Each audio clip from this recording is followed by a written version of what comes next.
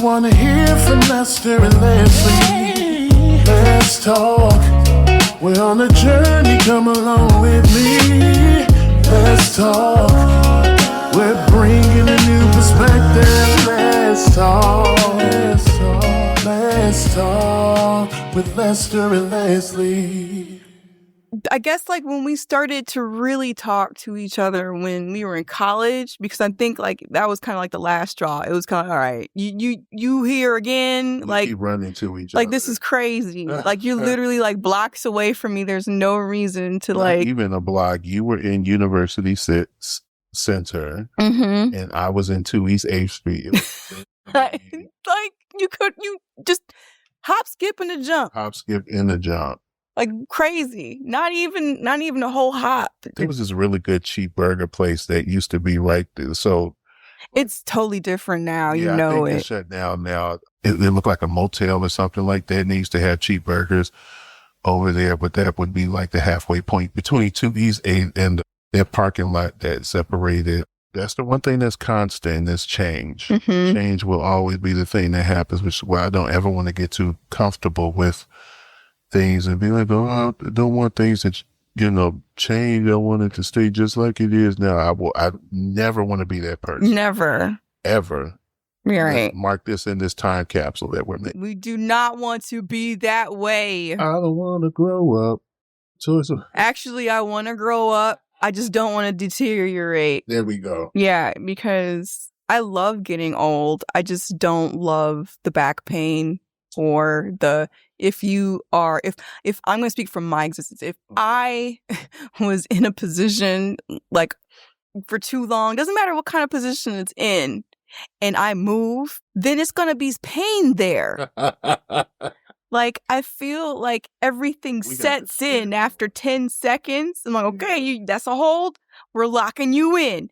And that's what I'm going to be like until I work myself out. And then there is like some kind of pain like that. And usually that happens if I don't drink enough water. See, but that's just part of being middle-aged. Right. Got to watch your water intake. I was going to ask, do you find those pains happen when you stretch in the morning?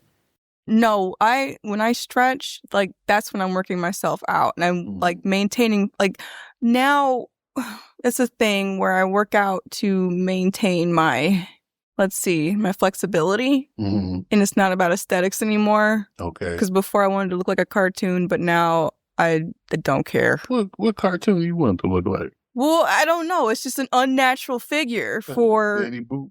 Yes! Freaking, it was Jessica Rabbit at first, but then I was like, you know what? I'm going to have to pay for additions, so let's go for the bottom part. And yeah, Betty Boop. Well, people are doing that in our age group. Right, but I can't do it. Yeah. I had to blow out my knees from doing all these dumb races and not training correctly. So yeah, 20s and early 30s was a ball, wasn't it? It was, and who knew it would be such a distant memory. I'm paying for it now. Yeah. Dummy. Well, hopefully we will find a way. We just, what it is when we get older, it's just about like, you got to be more intentional in everything. Everything. And that's the part of adulting that's some bullshit. Right. And it also, like, I feel like the overthinking part and the anxiety and all of that, it's like when we weren't really raised to know, we didn't have names for these things whenever we were going through them when we were children, because part of our experiences growing up was that those are white people problems, or like, Black folks don't do therapy or not therapy or see shrinks. You know what I'm saying? Yeah, that's for people who had... those things were not for us, pretty much. You know what I'm saying? Even though there was like assimilationist things going on when I was growing up, and that was for survival. Yeah. So I'm not like shitting on my parents for doing the best, because I had a great childhood. Yeah. And I know that they did not have that at all. And that whole goal was to cycle break. They wanted to make sure that their kids did not have that type of experiences that they did when they were growing up. That's right. So... Now remind me, Your parents are from the South? Yeah. Where in the South? So my mom was born in Black Hawk, Mississippi. I don't even know if that's a town anymore down there.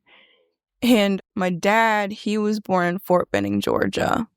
Both of their families, I think my dad came a little bit earlier up to Chicago with his mother, but both of them were migrated from the South to Chicago around the time of the Great Flight. Mm-hmm. So as I'm remembering is it the Great Migration, the Great Flight?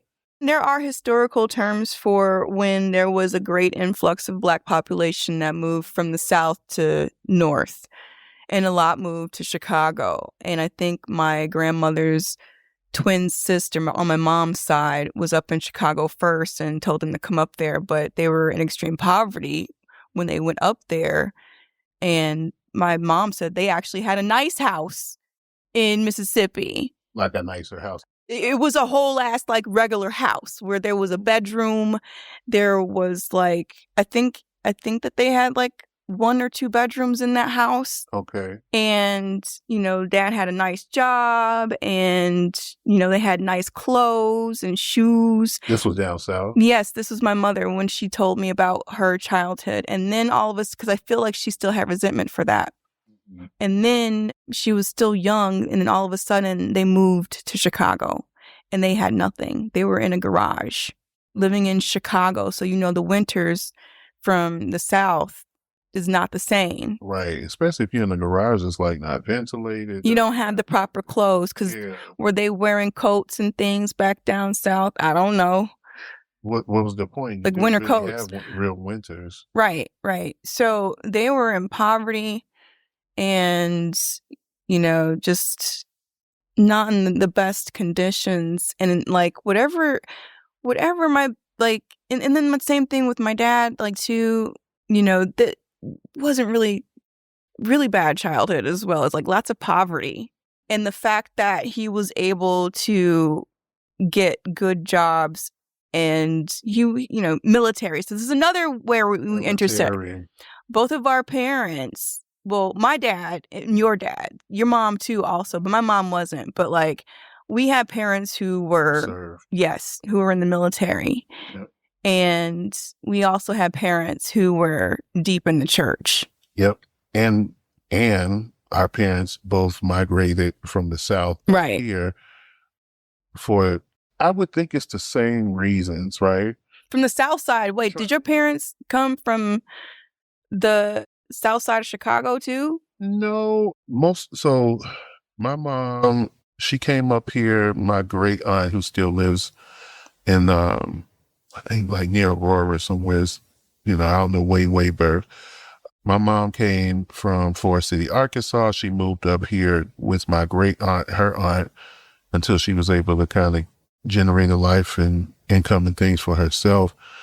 My dad moved here decades before my mom did with his older siblings. They lived in poverty in Mississippi, and so coming up here was essential. My mom in Forest City, I think, was like lower class, if there's a tier of that. Like it was like kind of lower class, but wasn't as impoverished as like where my dad came from, which is weird because my dad's side of the family, they've got cotton farms and stuff, and they own like business down there near Biloxi, Mississippi. But yeah, he was coming here for a better life. Mom was coming here for a better life. There was, I talk to my mom about this all the time. She talks about like how there were no opportunities then. Ironically enough, still no opportunities in our city, a little rural town. So, they came up here to have better opportunities for a life because there were just no opportunities to have a decent, successful life down there. So they migrated up here and stayed with family until they were able to make it work. And I think that's probably what the end goal was, is in those, our parents and grandparents who may have migrated up here. I think they had that focus on the end goal versus like what things were in the immediate. because they knew they could see, I think they could see the ceiling in the South, and they didn't want to see that ceiling. So that's why they moved up north, so they could have a bit more of a sky to, to aspire to. So that's another parallel is that. But I feel like a lot of us, if we gathered, I think a bunch of us, black folks or not black experience, but black skinned people in our demographic, even from the suburbs, I feel like we will all have a similar story. I think most of our families migrated, whether it be parents or grandparents, to the north from the south for a better life, generally speaking. So that's another parallel. Then, of course, you mentioned the middle class and that experience living in the suburbs, being black. I don't know about you, but I know for me, they always had a distinction between like us suburb black kids and like the city ones. Yeah. It was always a distinction. So I'll tell you a quick little thing about like my block and its makeup. When I was a child, all the way up to maybe, let's say 8th grade or something like that, let's go before that. I want to say it was shortly after my grandfather died, which is when I was in 6th grade. The house to the left of us was an Italian family. The house to the right was a Polish family. We had an Asian family that was the first house in front of us. So I grew up on a very diverse block, and I witnessed between like 6th, 7th grade all the way up until, an adult, these were older families on my block. So the first family to start having folks kind of die off. And then, so what the process that I witnessed with my neighbors is they were elders, their kids and grandkids would come visit on summers and stuff like that. There's this picture that I've got online where me and my brother, I had to been maybe in 4th grade, maybe he was in 2nd, and our Italian family neighbors, the grandkids were in town, and we were, I think, playing like a slip and slide or something like that. We all had on our bathing suits, and there's this picture on Facebook with me and my little brother and 2 Italian girls behind us in their bathing suits. That was the neighbors' grandkids. That was the environment we grew up in. And I think it was intentional that my dad had us on that particular, in Bellwood at that time. I think they saw a lot of diversity and wanted to make sure that we were exposed to different cultures and knew how to interact with different people that wasn't like, our family and people that look like us. I feel like that was very intentional. They just started dying, because they were elder couples. So I think the first one, the guy passed away, and the family came and took the wife, and then they sold the house, and it was sold to someone who came from the west side, and they moved in. And then that Polish family, I remember the father, the elder male there passed away when we were in high school.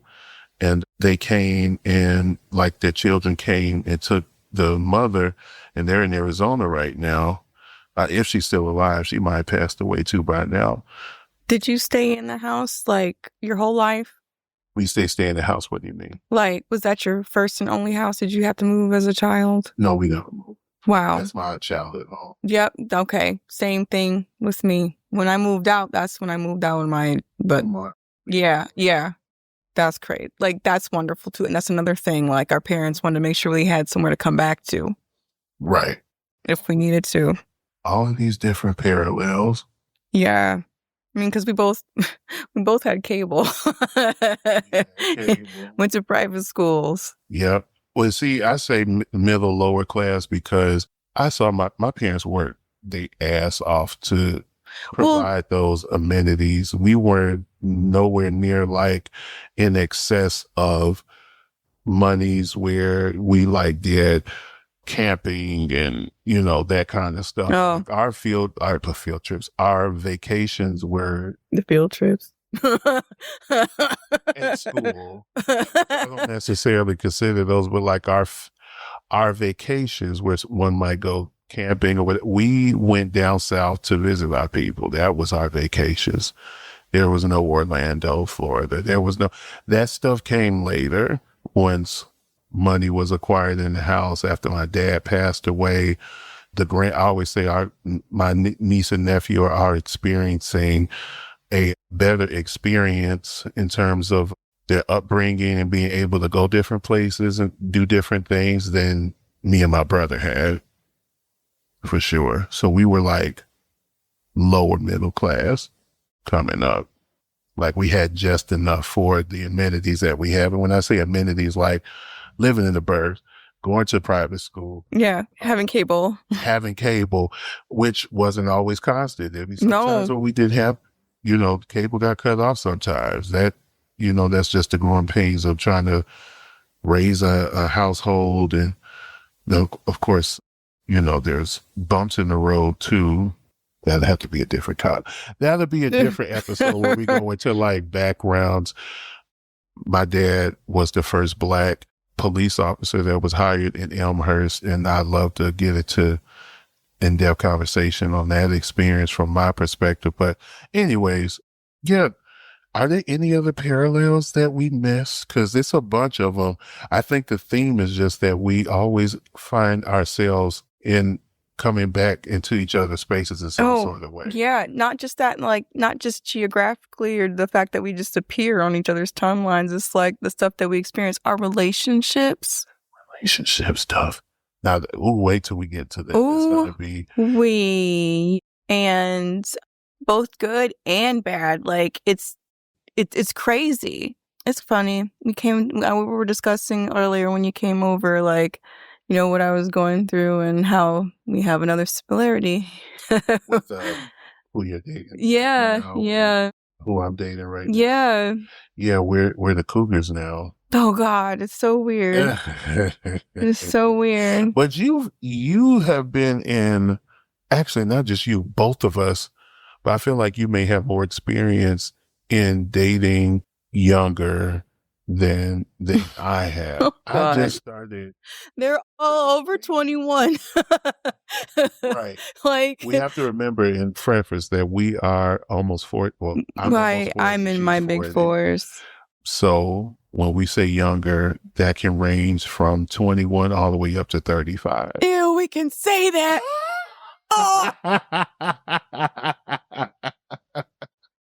God, that's so weird. It's a huge pool, and I don't want to do that no more. Out there now are, why are they looking at us? Like looking at us. Why are you interested in that's dating your elder? Well, see, the elder part, like, yeah, like, why do you want to date elder? But how do you feel about that term, elder? I love it. I'm yes, call me elder, bitch. Cool. But like, I feel that, like, for me, I don't think it's so much the elder part. It's the stuff that, like, I am in total as far as, how I am, like how much security I have accrued for myself alone. Right. You know what I'm saying? Of course, I've had support and whatnot, but like I did everything I was supposed to do in order for me to be like completely independent, and it wasn't because like I really wanted to, it was mostly because I had to. So I accrued a lot of this stuff through, survival and a lot of fear, and I did have a lot of support. So yeah, like I feel like, of course they're coming after me because I'm amazing, period. But it's awful when, it ends up being someone's unhealed son who's looking for another mommy. Yeah. This is parental. Yeah, this is the thing. I mean, it might be different for you as a man, but slightly. Yeah, well, that's what I've been having to deal with, is just like people who are opportunistic and who want to like move in. You know what I'm saying? Just like that's what's scratching at my door before I decided to give up and take myself off the apps, and just like, I don't want nothing to do with this. And then here comes the new guy. I know. Right? He's so He's great. super cool. He's really fucking great. And you know what? I hope I'm able to say this by like episode 5. Because one constant thing is that things always change. And, That's right. you know, from change comes growth. And I am willing to be open to growth, even if things drastically change. Mm-hmm. You know, so hopefully I'm saying the same thing as I'm saying now in their next episodes. 5. Yeah, by episode 5, which I feel that. I feel it too. Yeah. I do. He said very appreciative. I've mentioned this of the relationship. I feel like this will be a good time, Leslie, to wrap up this first. What are you doing? Well, right now, completely exhausted because my mom is getting ready to retire. Well, she retired already, but she's getting ready to celebrate her retirement. Oh, planning still? So we're more right now, we're out of like the planning phase and we're in the execution and for me, rehearsal phase. My group is going to be performing there at the festivities with her favorite gospel group. She's got a comedian that's going there that she likes. It's going to be a whole like thing, but because she doesn't have a party planner, which we asked her, you should get your party planner. We asked her this from the beginning, but I guess maybe she thought she could do this herself since she is technically retired. Yeah. Right? Yeah, that's a lot of work. Yeah, a lot of work. And, you know, I've kind of had to help because there's some questions that, especially like from a vendor perspective that, you know, I want to make sure we're covered. And anyway, so I'm working on that. That's going to be in October. Of course, I'm doing my gigs every weekend. Then we have another concert that'll be open to the public. I haven't talked about this, but this is with my mom's friend, Ruthie, is renting a space and doing this whole kind of production. And she's going to be hiring my band and she's, I believe, doing something with her thing. And that's going to be in December, like a holiday kind of concert. Okay. So I've got that going on. There is a project that I have been trying to do, and hopefully by the time we're a couple episodes in, I'll be able to go into deeper detail. But there is a project that I've had on my spirit. Right around the time I got the inspiration for the Al Green project that I did last year. This one is called Black Queer Soul, and I'm going to just leave it at that. I'm hoping that we have the stuff fleshed out soon for that particular production. But aside from that, I've got so you know I do a photo shoot every couple years. The last one I did was my 37th birthday. Oh, is it a milestone photo shoot? See it. I think I just, and I'm going all out with this one. Like I'm hiring a stylist to put, like I interviewed 2 stylists and I think I know which one I want to go with. There's a few photographers that I've been wanting to work with for a while that I'm going to be talking to next. And then we're going to look to do that. I can't wait till that stuff gets. So yeah, a 40 photo shoot, a milestone birthday photo shoot. Those are the things I'm working on right at the moment. Well, congratulations on those things. And congratulations to us on this podcast. Yeah, we did something. Period. Yeah, because we wanted to. Because we motherfucking wanted to. So I would say that this is your favorite, hopefully soon to be favorite, Cooling Auntie. Yeah. But we ain't claiming y'all. We're going to sign off for now in our first edition of Let's Talk. Let's go. Bye.